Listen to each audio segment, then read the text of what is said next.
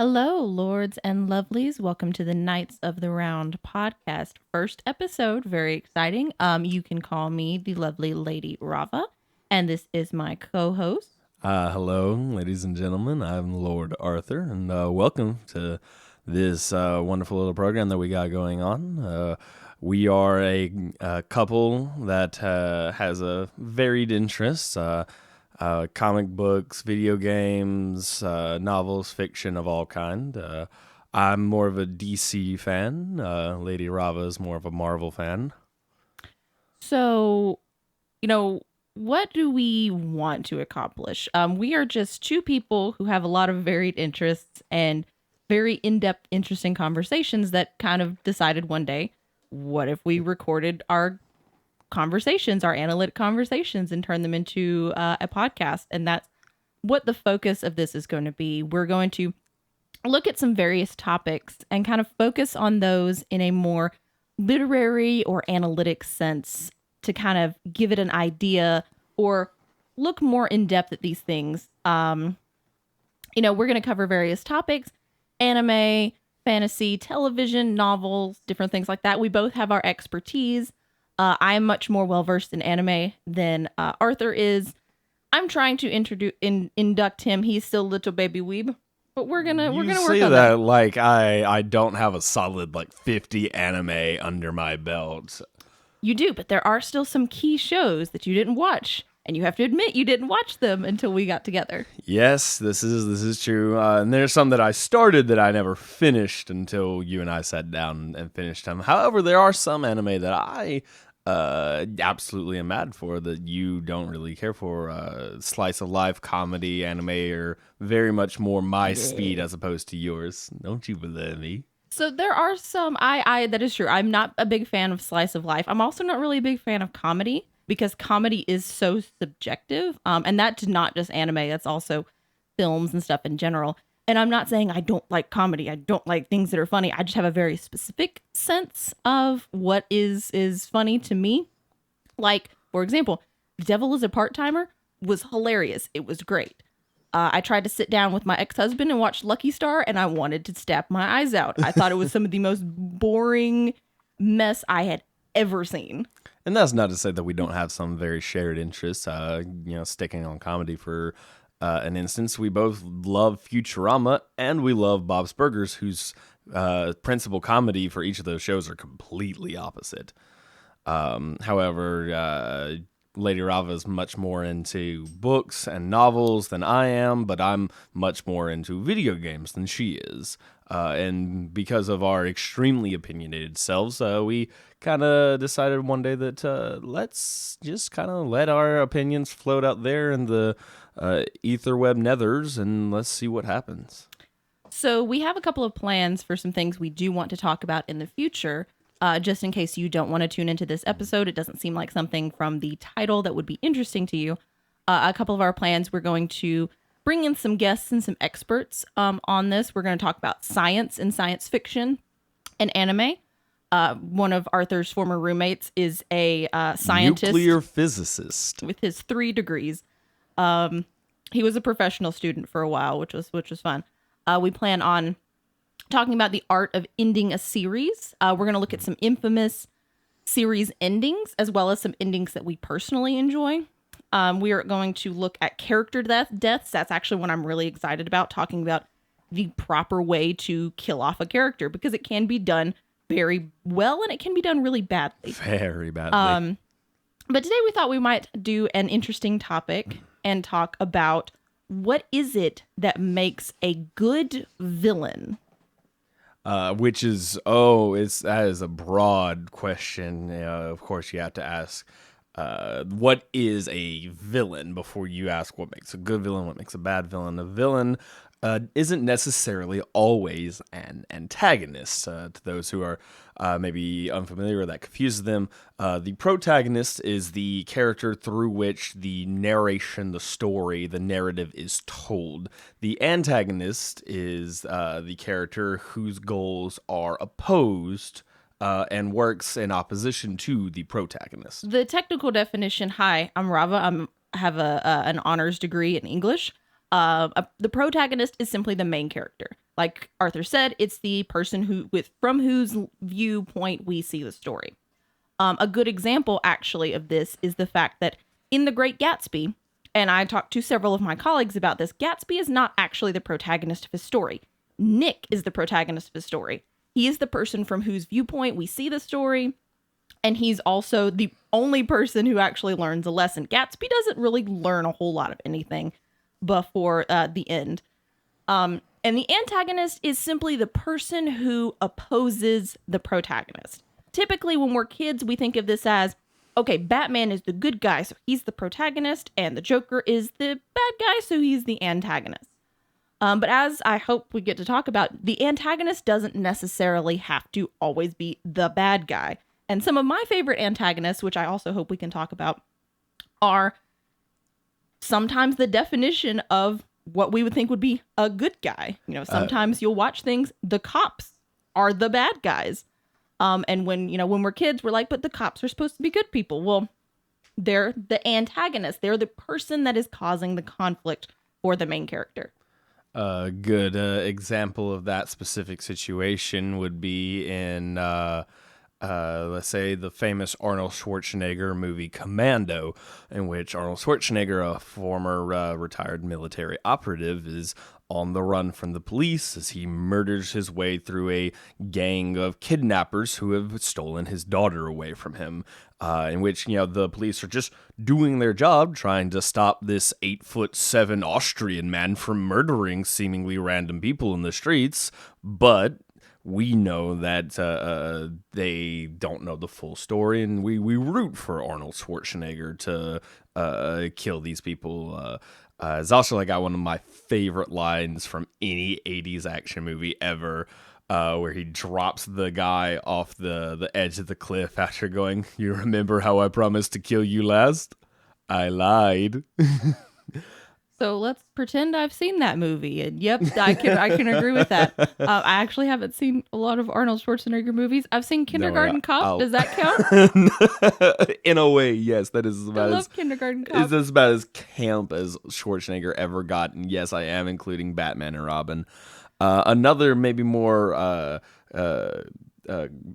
up-to-date reference would be the anime Death Note, which is told... The anime, not the Netflix movie. Okay, let's not talk about it. We got to do this one at a time. We'll talk about how Netflix is a villainous corporation later. Let's just talk about the characters. So the story is told from the perspective of Light Yagami, who is a mass-murdering villain. He is a serial killer whom some sources have cited that he probably kills somewhere in the neighborhood of like 50,000 people. And his antagonist is L, the detective that is trying to bring this serial killer to a stop.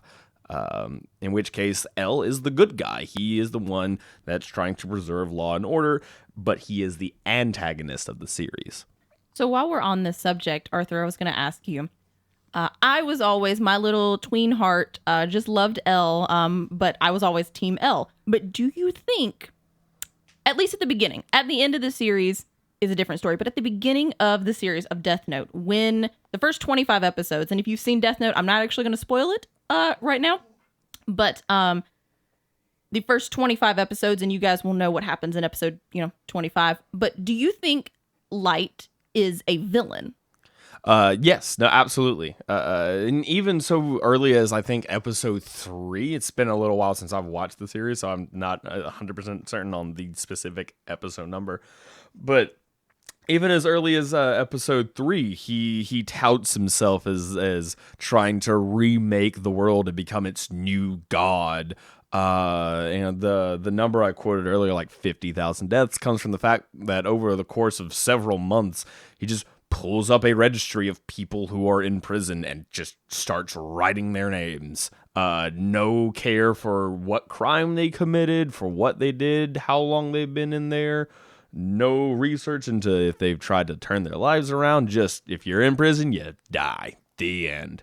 And because of that indiscriminate killing, he absolutely would be a villain in my books. So, do you think, at least in the beginning, because there is a point where Light starts, killing FBI agents and several important characters, even characters that are in love with him, do you think that initially he was doing good and that his original intentions were good? Well, to bring back the old cliche, the road to hell is paved with good intentions. Absolutely, he thinks himself the hero of his own story.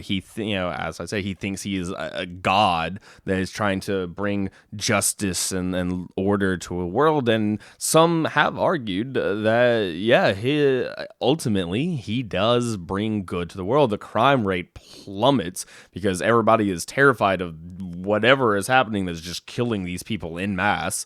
And it has been argued that the drop in crime rate and thus the drop in violent crimes has technically saved more people than Light killed. However, he even knows, again, from very early in the series, way before episode 20, that what he's doing is going to draw the attention of the authorities and the police and the FBI. He booby traps his room to set on fire if anybody, breaks into it and just tries to discover the Death Note. He knows what he's doing is not acceptable in the common purview of the society. So I've actually heard a lot of people say that it's the same argument. It could be a troll or I don't really know, but it's, Light Yagami was right. Because he does ultimately do good and he has good intentions or whatever it is that Suzaku said. If you're a fan of Code Geass, hopefully you got that reference. Something, the ends gained by contemptible means or whatever mess he would spout off. Ends gained by contemptible means are not worth it, I believe is more or less the way the phrase goes. I don't know. He was a Superman type, so Suzaku was not exactly my favorite character. But, so leading into, a kind of a segue. So I asked Arthur this question a couple of days ago in planning for this. Who are, in your opinion, if you can remember, your top 5 favorite anime protagonists? Now I have my list, but who is on yours? Favorite anime protagonist? I mean antagonist. Oh, antagonist. Antagonist, sorry. I was about to say, I don't remember this, but I'll just guess. Antagonists? Oh, man. There was one we agreed on. So we both actually agreed, to help you jog your memory, we both agreed, at least on our top 5 list, Vegeta is actually one of my favorite anime antagonists. Oh, yeah, absolutely. Without a doubt. Vegeta is probably one of the best written antagonists and arguably villains in all of anime. Just because I'm a sucker for a villain turned reluctant hero. Because it wasn't really until the Buu saga did Vegeta, quote unquote, take up the mantle of the hero, the good guy. And you see on full display the internal turmoil that he faces as he realizes, like, I used to be a destroyer of worlds, a conqueror of solar systems, and here I am playing house with a baby. Like, what happened to me? But so if you've never seen Dragon Ball Z, if you don't have any, I'm just going to give you a little bit of a background. Vegeta was a character. He started the series as a villain. He was actually in Dragon Ball Z, not Dragon Ball, because I haven't actually seen Dragon Ball, but we're not going to talk about that. I'm going to fix it. He comes to Earth, because that's where the story is set, with the intention of destroying the planet. He is the prince of the race of people that Goku, the main character, comes from. He's a teetotal villain. He wants to destroy the planet. I believe him and Nappa actually go around destroying a bunch of towns at the beginning of when they first arrive. They're like, oh, we're bored waiting for Goku. Let's just blow up some people first. And Vegeta actually ends up killing his own subordinate when he sees that said subordinate is of no use to him anymore. Just absolutely vaporizes him. Just cold-blooded murder. And when they first introduce Vegeta, when we first see him on screen, he it takes over this planet of bug people and then blows it up effortlessly. Just absolutely space dusts this entire planet just to properly set the scale of power of this character. And these are people who were like super nice to him. And we thought, oh, they're actually going to help these people out because it seems like they're going to do the whole, oh, we're going to help these people start a revolution against their oppressor story. But yes, they take out the oppressors, but then they also kind of kill everyone else. Just blow it up. Fucking space rebel. In D&D terms, I would actually classify at the beginning of the series, Vegeta was your typical chaotic evil, even sometimes with the chaotic stupid moniker attached to that at the beginning of the series. I mean, I could argue neutral evil because he does have a code. He does have a personal sense of honor. That's true. And he has a very self-centered mindset, which is something I associate with a lot of neutral evil characters. Yeah, so I would argue more of a neutral evil, but by the it becomes almost like a chaotic neutral or a lawful evil by the Namek saga, and then by the Buu saga, he is straight up chaotic good. And realizing that he's made that alignment shift and that he is no longer this feared warlord that he was, just a few years prior, makes him, have one of the, in my opinion, best, most compelling character arcs in all of anime villainy, where he decides, screw this noise, screw all of you, just cut and burn it all. I'm going to go side with the villain just so I can get the power that I wanted. And then after realizing that power came at a price that he wasn't actually ready to pay, he performs an ultimate sacrifice, which you would never expect a villain to do. And spoiler alerts for a series that came out in 1988. I want to say that the Buu saga was actually like late 90s, early 2000s. Oh, shoot, you're right. I was watching that in elementary school, so that would probably be early 2000s. He ends up sacrificing his life in order to try and stop the villain Majin Buu, and he realizes that what he has to save is more valuable to him than his pride, which was his entire driving motivation for the previous 300 episodes. And one of the things that makes him such a good antagonist is because the series gives him the time to grow and to change from that. He is the original Zuko from Avatar. He's the scorned prince that is trying to, earn Daddy's approval. Which Daddy was dead, if I remember correctly. Yeah, no, Daddy's dead. And then it takes them through the natural progression. The next time we see Vegeta after he flees from Earth, after he realizes that while yes, I technically, I'm still alive, I can't beat Goku in my current state. When we see him again, he's almost taken the shift. He has taken they've given him the time to do there's a greater enemy that we have to unite against in the Frieza saga. And you get one of my favorite moments in the series, which is Vegeta's death the first time when he's killed by Frieza. Spoiler alert, a lot of people have multiple deaths in Dragon Ball Z. If you don't know about this at this point, the Frieza saga came out in the early 90s. That would be like saying, oh, sorry, spoiler alert, Darth Vader is Luke's father. I mean, there's that. But I like his natural role as he goes from an antagonist to a secondary character. And I haven't really seen a lot of Dragon Ball Super, but the clips I have seen, you still see this natural progression. We're not going to talk about GT because they totally took all of his character development and flushed it down the toilet. This is garbage. One that I compare this to a lot, and I'm actually going to bring this up a lot because it's still something I'm very mad about, is there's a similar character to both Zuko and Vegeta in Game of Thrones, and that would be Jaime Lannister. And I'm going to unashamedly say, up until the final season, Jaime Lannister he was an antagonist, sure, sort of. There's not really a main character of that show, but we won't go into that just yet. But Jaime was one of my favorite characters. I loved the natural progression that he was taking, finding out why he's the Kingslayer. And they took it all at the end. And just threw it in the fire. I won't spoil exactly in this episode what happened, but it would essentially have been like if during the final battle where Katara and Zuko in The Last Airbender are fighting Azula, if Zuko had turned around and gone, just kidding, I'm still evil, and blasted Katara. That's essentially what they did. And that would have made no sense. And that's what happens to Jaime. And he doesn't get his redemption like he should have.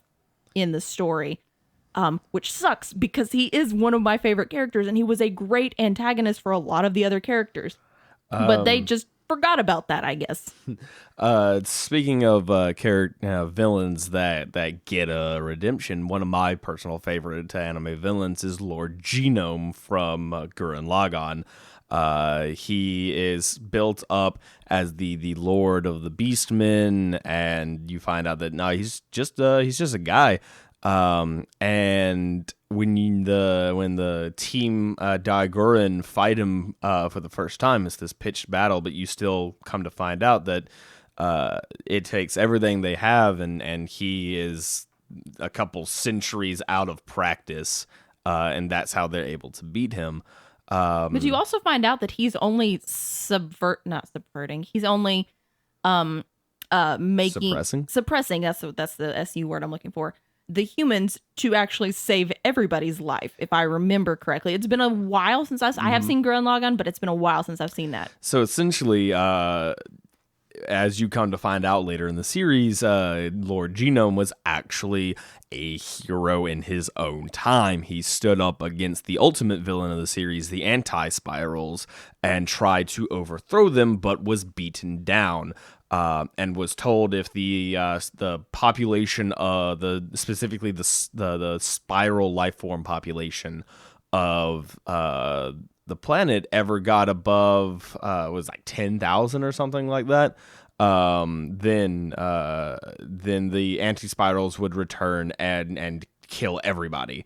And so, and like specifically the wording was if there were like, a certain number of spiral life forms on the surface of the planet. And so he forced all the spiral life forms, all the humans, to live underground. And, several centuries later, they'd completely forgotten why they were underground or that there ever was an above ground at all.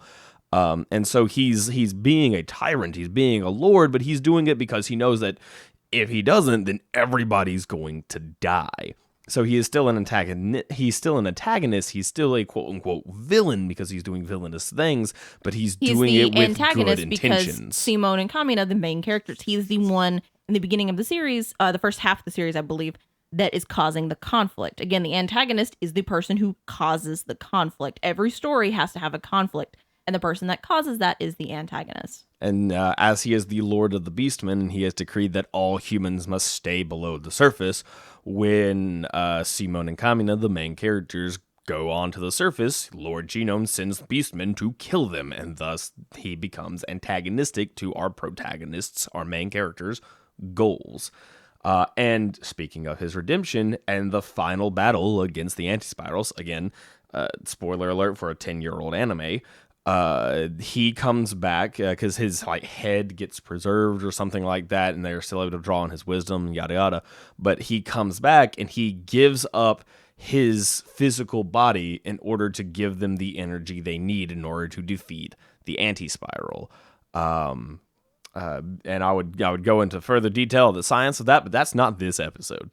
So I know we've talked a lot about like redemption arcs and that, I don't want it to seem like that is the criteria for a good antagonist, because I really want to talk about Arthur.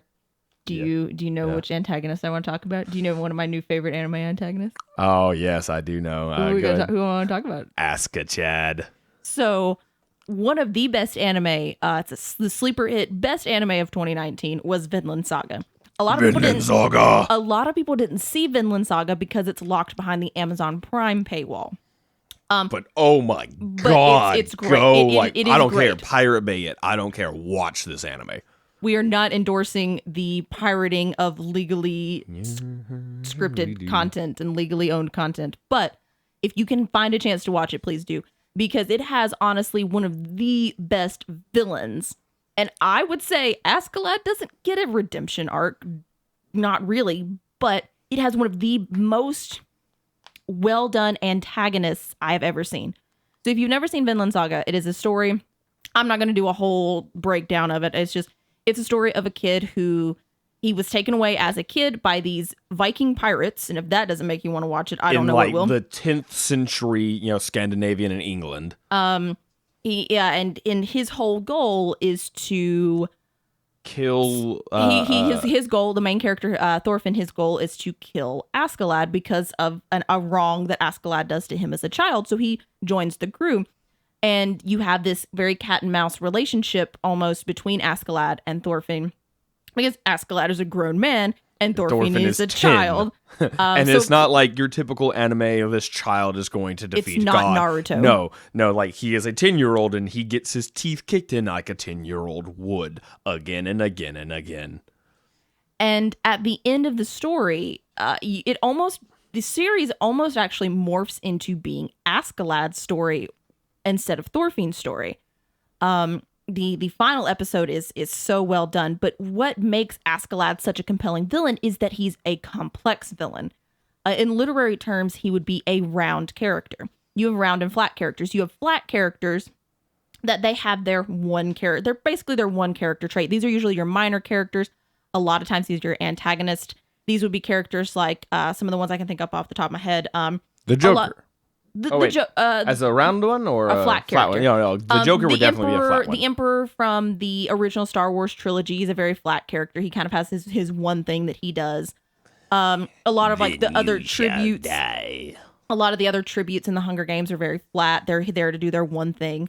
But Askeladd is a round character. We see multiple sides of him. We see his motivations, which is a huge factor into my opinion. What makes a good villain is the motivations that a villain has, and you actually learn what his motivations are.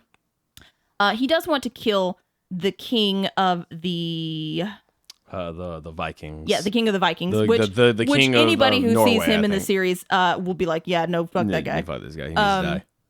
But we find out why he wants to do that, and it's a very complex answer. There's we understand his motivations, and in some ways we might even agree with his motivations. Like, yes, this is a very justified way that he's feeling. And I think the mark of a great villain is to see, like, yes, I see where you're coming from, and you are very right to feel this way, but you're still not a good person. He still does what Vikings of lore do. They rape and pillage and murder.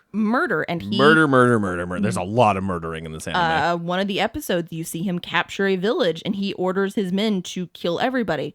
You know that they capture the village because otherwise they will starve before they reach their next destination, but it doesn't make it any less of a villainous act that they gather up these families and these kill all poor of dirt them. farmers and just murder them in the middle of winter. But yeah, one of the things is, to have a good villain, you need to have one of the things is you have a multifaceted, you have them, their motivations are either very complex or in some cases very simple, but they make sense to the character. Which, that being said, let's talk about some bad villains, because that's honestly what a lot of people probably want to hear about. What are some bad villains? You want to talk about some bad villains? Let's talk about some Marvel villains. Marvel's got some F-tier villains. I love Marvel movies. Everybody loves the MCU. There's at least one film in the MCU that everybody loves. But my God, does Marvel have some really, really bad villains? Can I start off with my least favorite? Like if we're just gonna talk about the Marvel Cinematic Universe, then my least favorite villains would be the Dark Elves, and I have to say the Dark Elves because I know there was a leader to the Dark Elves, Malekith, some Malekith is his name. Literally, they make fun of how bland they are in Avengers Endgame. But if we're gonna expand it to the entire Marvel universe, I know DC is not much better with Calendar Man. Is that a thing? That's the actual villain.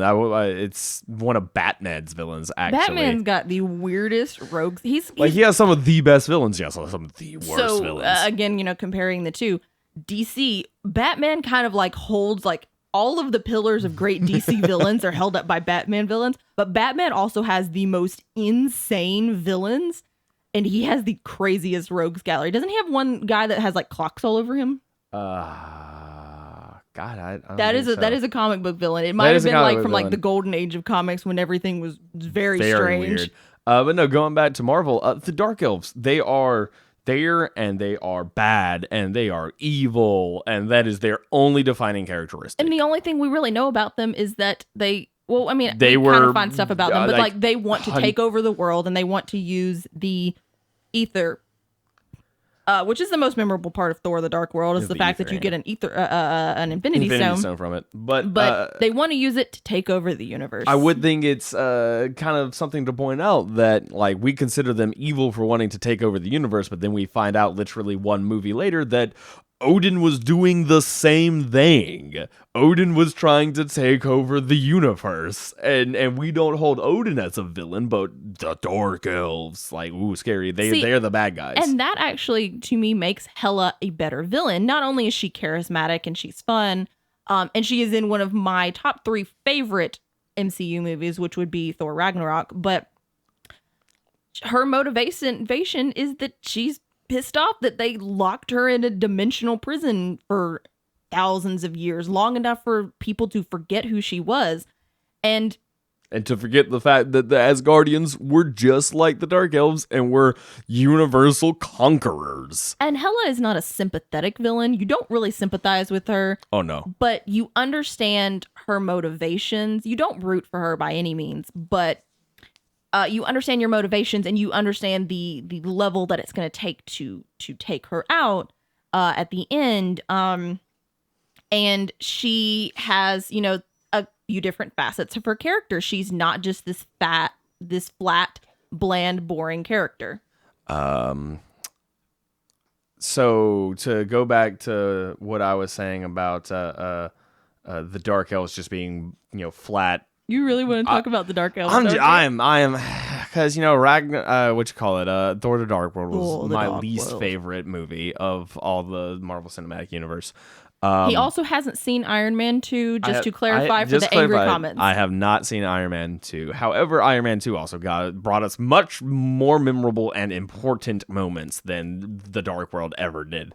But I characterize the Dark Elves as being evil and bad and not good. But I would put them on the same level as Gargamel from the Smurfs. Very much. But then take another character whose entire being is just being malevolent and evil, Darkseid. Darkseid is a fantastic villain. His entire, concept is that he is entropy. He is the destruction of all things. He is the end, the death of existence.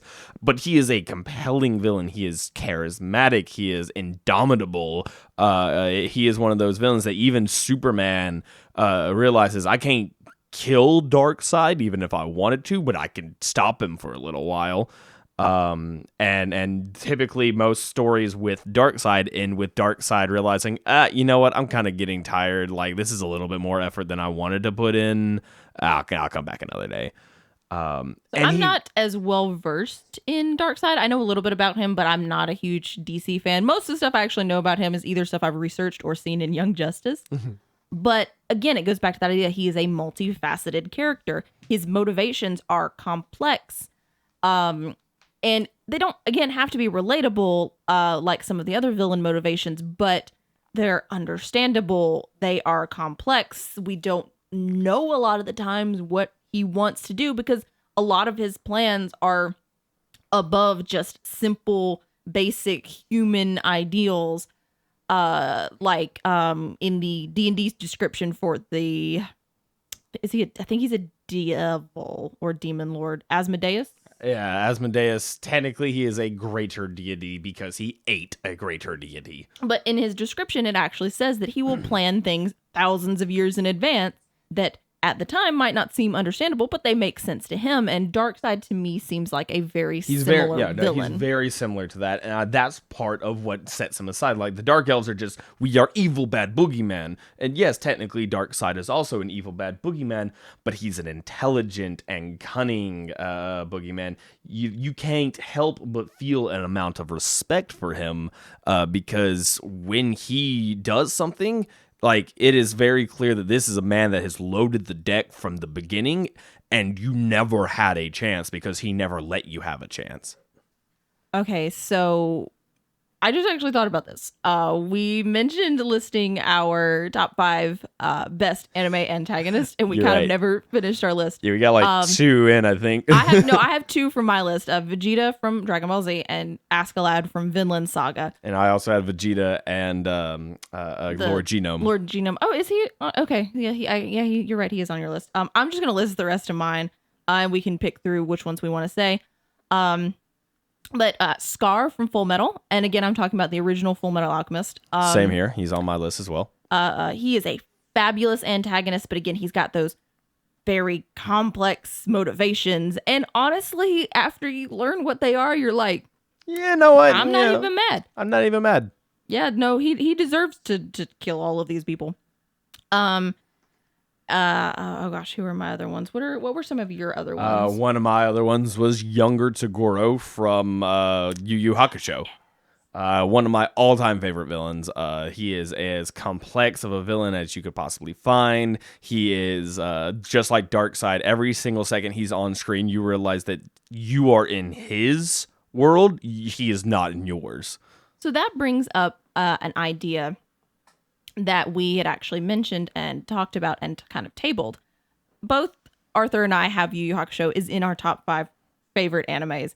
I am old school shonen trash. I'm not really new age shonen trash, but like, give me some Rurouni Kenshin, Yu Yu Hakusho, Dragon Ball Z.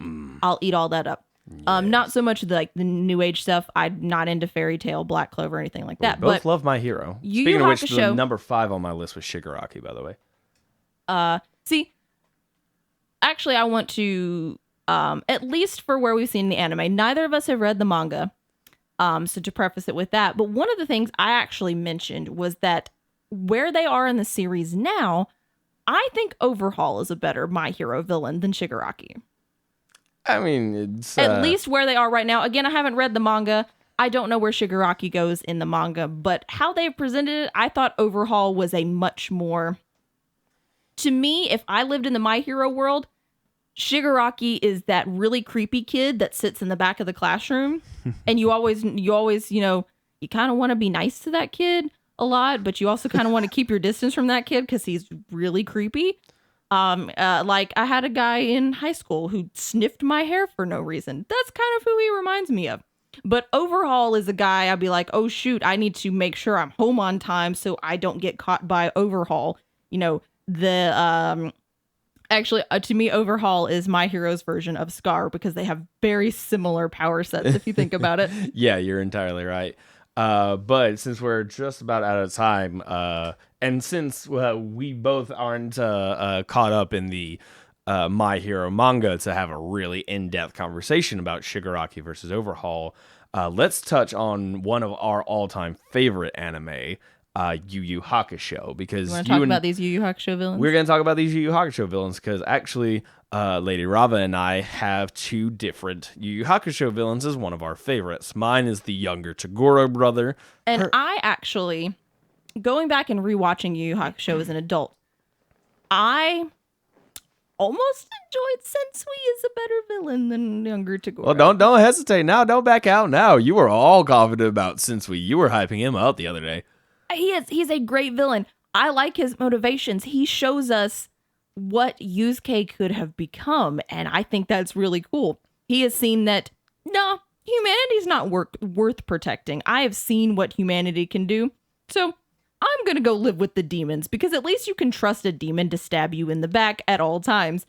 A human could be nice to your face and then stab you in the back.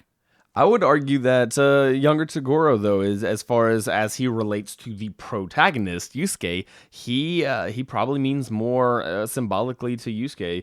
Yusuke himself even recognizes that Younger Toguro is the closest thing to a father figure he has ever had in his life, and he also recognizes how fucked up that fact is. Everything that Younger Toguro is and represents. See, guys, daddy issues don't just affect female characters. Thank you. Younger Toguro represents everything that Yusuke likes about life. Yusuke likes fighting. Yusuke likes being strong. Yusuke likes flexing his strength on those that are weaker than him. And Younger Toguro makes him confront that and realize am I really no better than a demon? Am I really no better than this guy who would easily murder his own friend and mentor and former lover? And then when you kind of find out younger Togoro's actual motivations behind him being an antagonist, it really shows you how complex that character is. And I honestly think it's a bit bold of an anime to not really give us a complete fleshing out of his like inner, because of course anime are very prone to inner monologues and this is my true feelings, but we don't really get all of that with younger Toguro. All we know by the end of it is that he realized he became a monster and he wanted to die, but he refused to die until someone stronger came along. And he placed all those eggs in the basket that was Yusuke, and he really wanted Yusuke to be stronger than him so that he could finally die. And so that is just such a strange motivation for a villain, and it's what really makes him so compelling for me. And as a standalone character, both Toguro and Sensui are both designed to be foils for Yusuke. A foil is a character that is one of their main goals, in a literary sense, is for you to compare them to the main character. You're supposed to see the father figure in Toguro, and you're supposed to also see comparing Yusuke and Sensui as spirit detectives, what the two of them have become. One of the things too I really like about Sensui, and I like where he comes up in the story, is he actually represents an obstacle that Yusuke cannot overcome. Yusuke loses to Sensui several times, and Sensui is not defeated by Yusuke. Very similarly to actually a lot of Dragon Ball Z villains. If you look at the rogues gallery of Dragon Ball Z, Goku actually doesn't beat a lot of them. It's either dumb luck or he does it with the power of his friends. Yeah, no, he does not beat Vegeta by himself. He barely beats Frieza by himself, but only after dying mid-fight and being brought back mid-fight with the Dragon Balls. He doesn't beat Cell. He doesn't beat Cell. He only beats Majin Buu with Vegeta's help. He beats Nappa. That's my boy. He beats Raccoon and Burter but who and cares Chase. about Raccoon? Raccoon! Who actually, outside of the series, knows who that is. He's that guy that also kind of looks like Android 16.